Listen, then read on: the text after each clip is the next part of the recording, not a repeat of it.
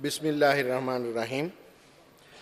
Honorable Deputy Chairman of Committees, I have since my entry into Parliament in April 2008 been speaking on the extension to the emergency and pleading with the powers that be to look at addressing the issues that have necessitated successive governments to declare a state of emergency to basically give it powers to protect its people. But what we need to look at is, have these many years of emergency rule brought about any change in the thinking of the affected people, or has it changed the day-to-day life of the peoples of Sri Lanka? The answer is a big no. The Tamil-speaking people still feel that they have not been given a sense of belonging to the land they call their home, and are in fact living today in an increased state of fear than ever before. I blame successive governments and the LTT for the state of affairs as it stands today. The sincerity to solve this problem has been lacking right from day one. As I have said before in this House, the Jaathiay, or the national problem, has been kept like a beggar's wound for political benefit, and no one has felt a moral obligation to attempt to solve it. The results of which was, as Bertrand Russell, the British philosopher, once said, collective fear stimulates herd instinct and tends to produce ferocity towards those who are not regarded as members of the herd. This was applicable to the LTTE and is now aptly applicable to the present government as well. The LTTE precipitated the current situation and are at the receiving end.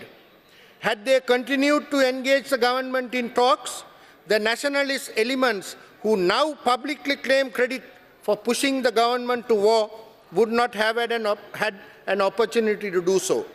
The LTTE is to be blamed for giving into this agenda and having to pay the price for it, which has caused thousands of deaths from both sides and the misery the IDPs are suffering. Right now, the whole nation awaits with abated breath the announcement that every inch of the island has been brought under the control of the government of Sri Lanka. And I am sure celebration of an unprecedented scale will follow. But will all this bring hope in the oppressed Tamil-speaking peoples of this land to hope for a better future and new opportunities rather than think of their security? As right now, they are more afraid of life than of death.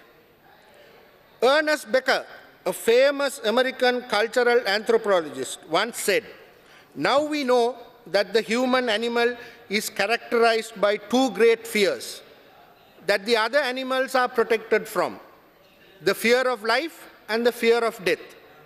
For citizens of this country, death is not the biggest fear we have right now. Our biggest fear is taking the risk to be alive and express what we really are and want to be. How do we get ourselves out of this mindset is the biggest challenge before us.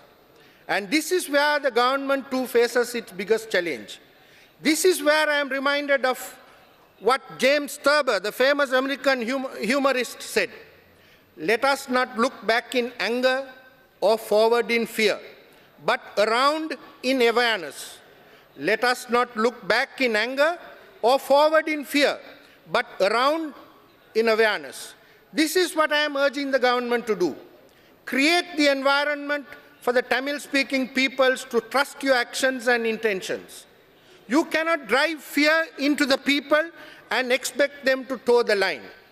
As Albert Camus, the famous playwright, once said, nothing is more despicable than to expect respect based on fear. In fact, the whole country is today gripped in fear. Fear of what next, as very little information is available on what is happening. Aggression and violence are the dominant forces of getting things done during everyday life. I was surprised to read in the Daily Island of the 5th an article written by Tisarani Gunasekara, titled The New Frontiers. Right? And I am not going to read it for want of time, and I am tabling this, and I am getting to what is happening in the East today. We know that the East was liberated and an election was held. We installed a provincial council, and in my last speech on the emergence of the adjournment on the Eastern Provincial Council, I spoke about what's going on now. But what is more interesting is that an independent group of professionals visited the East recently, and I'm just quoting a portion of that a preliminary report that they have prepared. They say members of the Muslim community stated that the future... නිසබ්දවන්න මෙම අවස්ථාවේදී ගරු කතානායකතුමා මුළු සුළුපෙම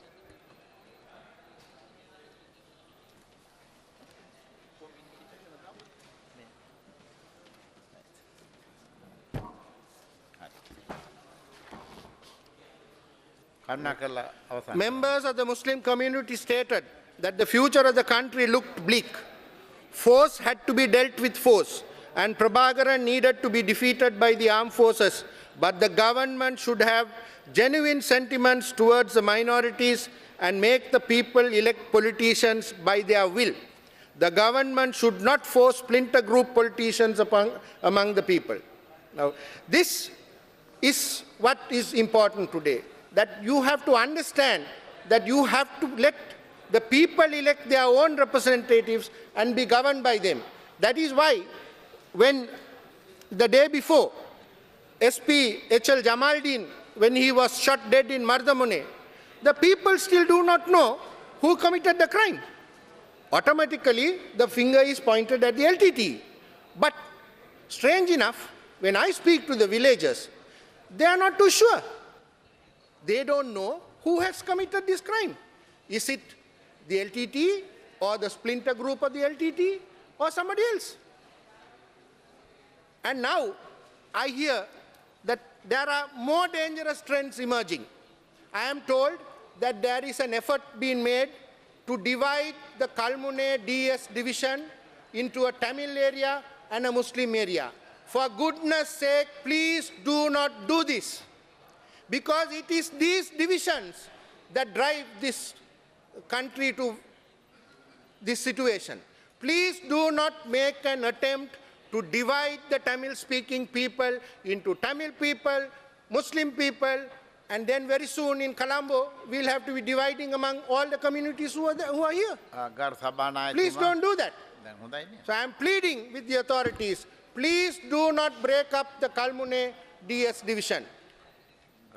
And just a minute, before I conclude, I would just quote what Woodrow Wilson said. I do not believe any man can lead who does not act, whether it be consciously or unconsciously, under the impulse of a profound sympathy with whom he leads. A sympathy which is insight, an insight which is of the heart than of the intellect. Thank you.